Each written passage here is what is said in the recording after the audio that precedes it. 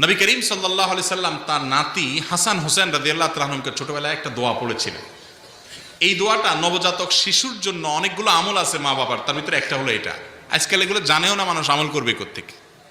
উইজুকা বিকালিমাতিল্লাহি তাম্মাহ ওয়া মিন শাররি কুল্লি শাইতানিন ওয়া হাম্মাহ ওয়া মিন কুল্লি আইনিন লাম্মাহ, অথবা উইজু বিকালিমাতিল্লাহি তাম্মাতি মিন শাররি মা খালাক।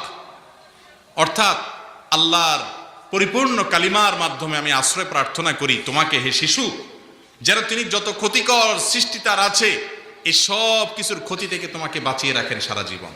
এই জন্য ছোটবেলায় জন্মের পর পরে দোয়া করতে হয়।